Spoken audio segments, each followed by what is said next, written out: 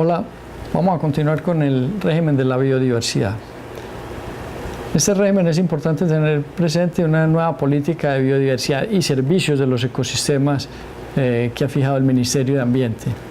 En estos servicios de los ecosistemas les recomiendo repasar la diferencia entre los de soporte, de provisión, de regulación y culturales, que hay un video del Alexander von Humboldt que les he recomendado, donde se explica con claridad los diferentes tipos de servicios de los ecosistemas.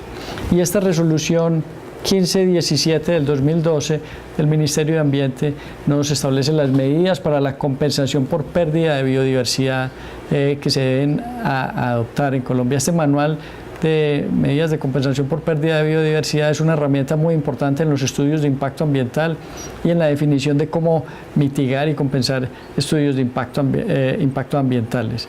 Entonces, se viene desarrollando muchísimo esta metodología para que la tengan muy presente. Entre las funciones del Ministerio de Ambiente tenemos, en materia de biodiversidad, tenemos regular lo referente a las especies y estirpes genéticas de fauna y flora silvestre y protegerlas, así como expedir certificados CITES, que son los del Convenio de Comercio Internacional de Especies Amenazadas de Fauna y Flora Silvestre, que permite unos y prohíbe otros para su comercio internacional, con el objeto pues, de garantizar su sostenibilidad. Y otras dos funciones muy importantes tienen que ver con fijar grupos globales de especies para el aprovechamiento de bosques y volúmenes de pesca. Esto se define por parte del Ministerio con estudios de línea base que nos permitan identificar cuál es el potencial del recurso que tenemos para poder decir cuál es el volumen que se va a aprovechar cada año y que las autoridades que tienen que dar estos permisos no sobrepasen ese volumen de sostenibilidad que se debe fijar. Con esta nueva resolución el Ministerio establece las nuevas categorías de especies amenazadas de fauna y flora en Colombia, y aquí van a encontrar en este diario oficial el listado con los nombres científicos de las 3 categorías que se fijan en Colombia. Hay otras categorías fijadas por la OICN, pero nosotros tenemos estas 3 que son vulnerable, que es la categoría donde la especie todavía tiene suficientes ejemplares, pero por las condiciones culturales o de los ecosistemas pensamos que va a entrar en una categoría rápidamente de mayor amenaza. En peligro, que implica que la población ya se está disminuyendo en condiciones de amenaza de sostenibilidad del recurso, y en peligro crítico, que es la más grave de todos, está al borde de la extinción, por decirlo así. En materia de investigación de la diversidad biológica en Colombia, tenemos que diferenciar muy bien estos conceptos de espécimen de otros dos, que son recurso biológico y recurso genético. El espécimen es todo organismo o parte del organismo que sea identificable conforme al acto administrativo que autoriza su obtención, y es un concepto demasiado amplio porque es el organismo o cualquier parte. Una muestra de sangre podría ser un espécimen, pero recurso biológico implica que ya sea de valor o utilidad real o potencial para la humanidad, o sea, involucra el concepto del recurso, pero es también un organismo, una población o parte de ellas. Y recurso genético es el que tiene información relacionada con la herencia, pero también es de utilidad o valor real o potencial para la humanidad. Entonces, en materia de biodiversidad tenemos que diferenciar los permisos de investigación de los permisos de acceso.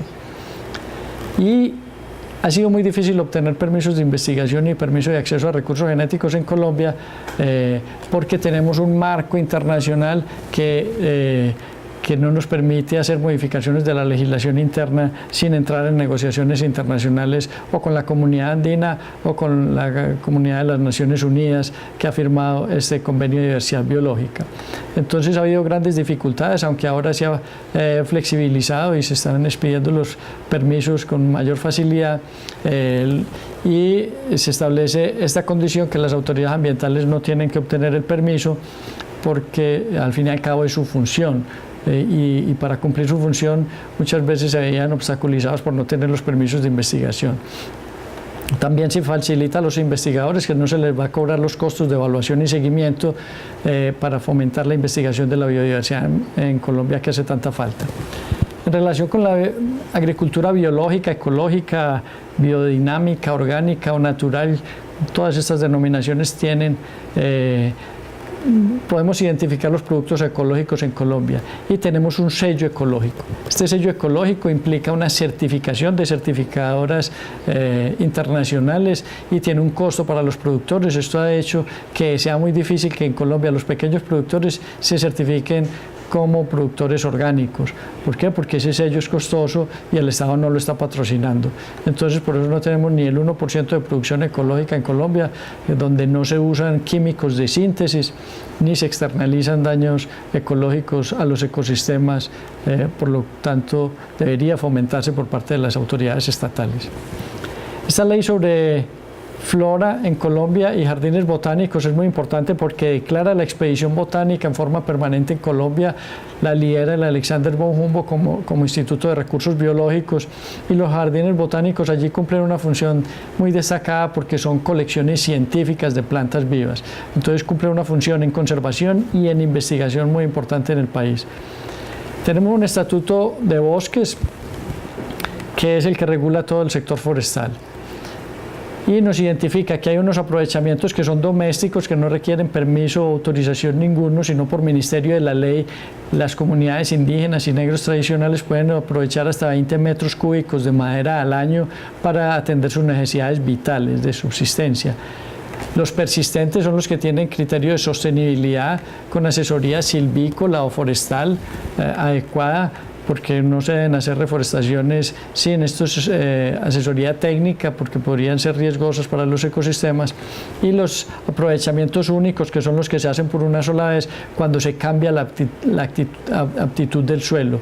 Deja de ser forestal y se va a dedicar a la agricultura no forestal o a urbanizaciones o cosas por el estilo. Se va a cambiar a usos industriales. En materia forestal, los incendios son una de las grandes amenazas que se ciernen sobre el recurso forestal, porque en un día se pierde lo que se ha conservado durante decenas o cientos de años. Entonces, tenemos que tener una Comisión Nacional para prevenir y mitigar incendios forestales. ¿Cómo prevenir y mitigar los incendios forestales? No solamente con medidas de educación, sino con medidas de manejo del recurso forestal. A veces, si no hay muchos recursos y posibilidades de acceder a ayudas aéreas para mitigar un incendio forestal, pues entonces hay que pensar en hacer ciertas brechas o cosas por el estilo que permitan atender un caso de una contingencia por un incendio forestal. Entonces, los municipios y departamentos con más de 1 millón de habitantes deben tener esta comisión que trabaje seriamente en esta materia. Esta es una norma que nos implica la protección de los nacimientos, 100 metros a la redonda de los nacimientos, y una faja de 30 metros al lado y lado de las fuentes de agua, que esta no es la faja de 30 metros de la que hablábamos en el capítulo de agua, sino que es un área que se debe mantener en protección forestal permanente, o sea, natural. Allí en esos 30 metros de retiro no se debe cultivar y demás. Y las pendientes superiores al 100%, que implican que esas pendientes por encima del 100% que se mantengan con cobertura forestal natural. O sea, dejar allí lo que es rastrojo, no hacer agricultura incluso. Y este decreto, que aunque es muy viejo, pues quedó incorporado en el nuevo decreto único reglamentario del sector ambiental. El certificado de incentivo forestal es el que permite pagar a los reforestadores parte del recurso del Estado para fomentar e incentivar la actividad forestal, que genera unos beneficios sociales, económicos y ambientales importantes. Eso es lo que recibe el Estado en contraprestación cuando le da recursos públicos a un reforestador para que reforeste. Y hay un CIF de conservación que es para mantener coberturas naturales, que no se está aplicando adecuadamente por falta de recursos del Estado, pero es una norma de gran contenido ambiental. En relación con la fauna, tenemos que decir que estamos en la era de la defaunación del antropoceno, como se ha dicho, lo habíamos mencionado, y estamos perdiendo pasos agigantados la fauna en el país y en el mundo. Esta ley 611 del 2010 pretende proteger la fauna silvestre en Colombia y acuática, y nos regula todo lo relacionado con las actividades de zoocría.